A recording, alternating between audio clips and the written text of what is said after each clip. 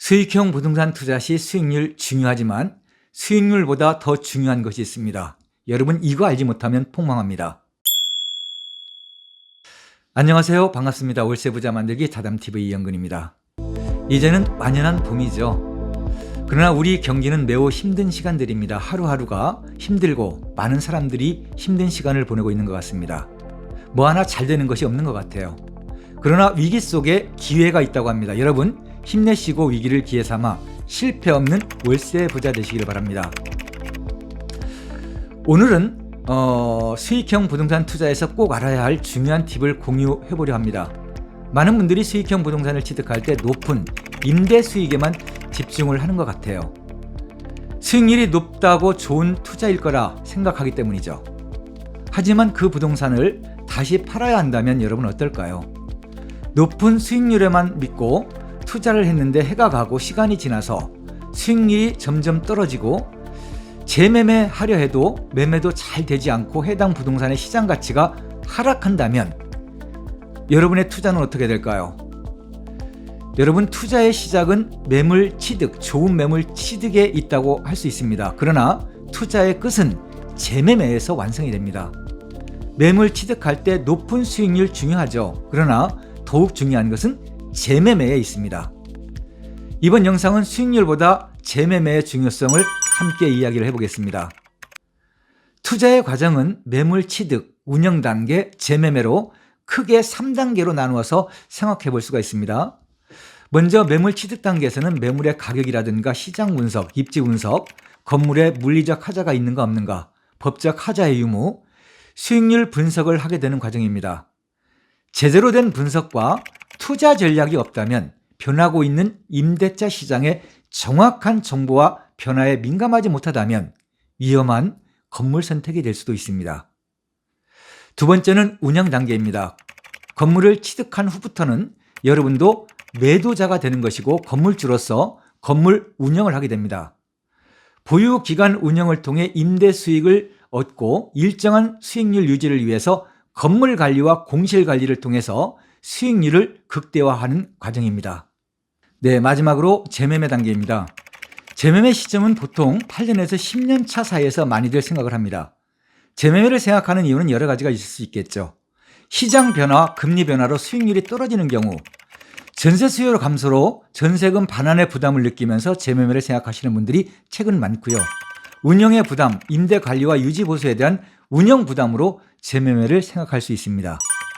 수익률 하락, 대부분 시간이 지나 건물의 노후화로 공실이 발생과 유지 수선비 등이 높아지고 이로 인해서 수익률이 떨어져 실이익이 없어지면서 재매매를 대부분 생각을 하게 됩니다. 부동산은 황금성이 떨어져서 재매매 기간이 오래 걸릴 수 있습니다. 여러분 주위에서 확인해 보십시오. 수익형 부동산, 다가구 주택, 다중주택, 상가주택 등 원룸 기반의 건물들은 재매매 때 매매 차익이 그닥 발생되기 어렵습니다. 본인이 취득했던 가격으로 10년 후 재매매할 수 있다면 그것은 성공입니다. 집가 상승의 폭보다 건물의 노후화로 인한 감가폭이 더 크기 때문에 차익을 발생하는 건물은 그 지역의 5% 이내 건물이고 70에서 80% 이상은 취득 가격 이하로 재매매되고 있다는 사실을 여러분 확인해 보십시오. 그래서 취득했을 때 높은 수익률보다 재매매가 중요하다는 것입니다. 예를 들어서 설명을 드려보겠습니다. 실제로 시장에 나와 있는 매물 수익률표를 보고 재매매를 상정하여 설명해 보겠습니다. 이 매물은 2023년 완공된 신축급 상가 다중주택입니다. 매매 가격은 15억 5천이고요. 융자 금액은 7억이 있고 보증 금액은 5억 9천7백만 원이 있습니다. 본인 실투자 금액은 2억 5천 3백만 원이고요. 이 건물은 상가 1개와 1.5룸 14세대 그리고 주인 세대로 구성하여 총 16세대로 구성되어 있습니다.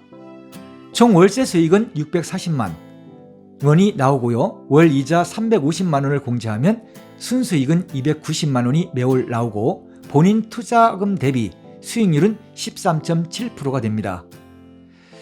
대지는 72평 건물에 2억 5천을 투자해서 매월 290만 원을 받을 수 있는 수익률 좋은 매물입니다. 이 건물을 취득해서 10년을 보유하고 수익률이 일정하다고 가정하면 10년 동안 3억 4천만 원의 순수익을 얻는 것입니다. 그런데 10년 된 건물을 재매매를 하면 건물의 감가로 11억에서 12억 선에서 재매매가 가능합니다. 취득 당시 매매 가격 15억 5천 원에서 12억으로 재매매를 하면 3억 5천이 감가가 되는 것이죠. 순수익 10년 동안 3억 4천이 수익이 아니고 오히려 손해를 보게 되는 겁니다. 결국 고생만 하고 번 것이 없다라는 이야기가 됩니다. 높은 수익률의 의미는 본인이 취득했던 가격 이상으로 재매매가 실현될 때 의미가 있다고 할 수 있습니다. 원룸, 건물, 다가구 주택, 다중주택 등은 차익형 부동산이 아닙니다. 취득 후 보유기간 높은 월세 수익을 목적으로 투자하는 것이지요. 차익이 발생하는 건물들은 정말 한정되어 있습니다. 원룸 건물을 취득할 때 차익까지 생각하신다면 여러분 차라리 차익형 부동산을 취득하는 것이 맞습니다. 그런데 원룸 건물 취득하면서 대다수의 사람들은 높은 수익과 그리고 재매매 시 차익까지 생각을 하죠. 물론 차익까지 발생된다면 매우 좋겠죠. 그러나 현실은 그렇지 못합니다. 임장활동하면서 시장조사를 통해 여러분도 알 수 있습니다. 거래 사례를 확인해 보시면 차익이 그다지 발생되지 않는다는 것을 알 수 있습니다. 여러분은 매물 취득 결정을 할 때 가장 중요하게 생각하는 요소가 무엇인가요? 매매 가격인가요? 아니면 수익률인가요? 아니면 융자 금액, 본인 투자 금액인가요? 모두가 중요한 요소들입니다. 그러나 빠르게 변하는 시장 정보에 민감하지 못하면 실패할 수 있습니다. 지난 과거의 정보와 여러분이 알고 있는 잘못된 정보로 건물을 취득하고 결정하고 계시지는 않나요? 높은 수익률에만 모든 것을 집중하고 있지는 않나요?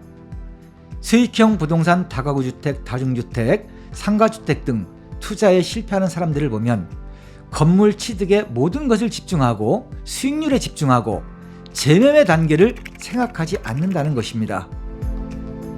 여러분, 건물 취득 전 분명하게 알아야 하는 것이 있습니다. 하나는 여러분이 취득 목적이 명확해야 합니다. 왜 이런 건물을 취득하지? 그 목적이 선명하고 분명해야 됩니다. 왜냐하면 취득 목적에 따라서 지역이 달라지고 건물의 종류가 달라지고요.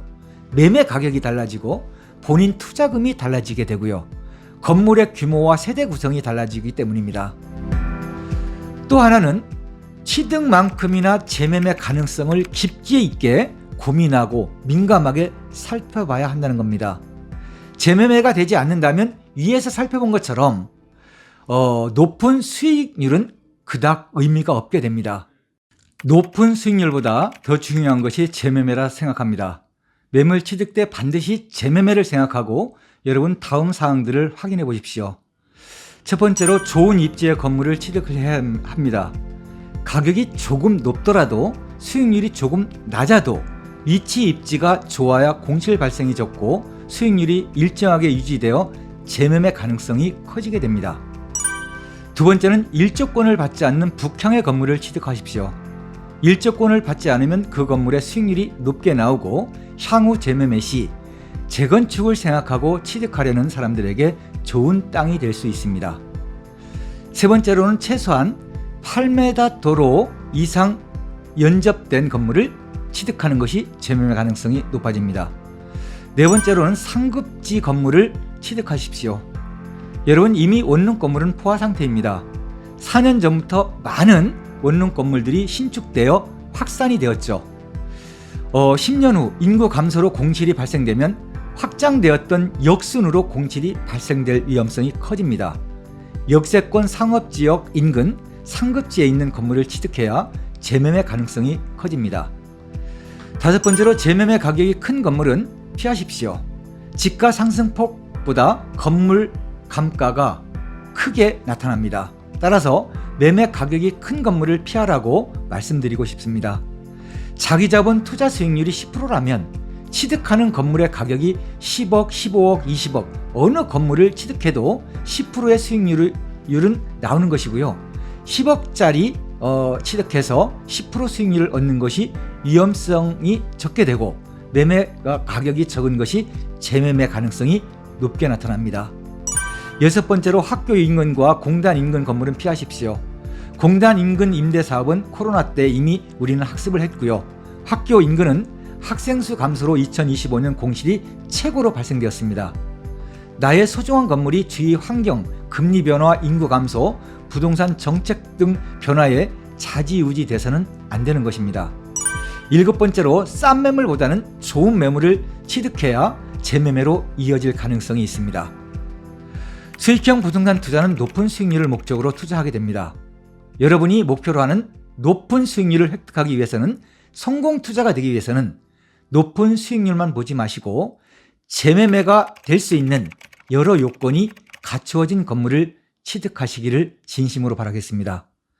다시 말씀드립니다. 투자의 시작은 건물 취득에서 시작이 됩니다.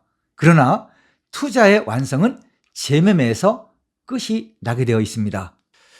여러분, 경기 침체와 정치적 불확실성 등으로 부동산 시장도 매우 어려운 환경입니다.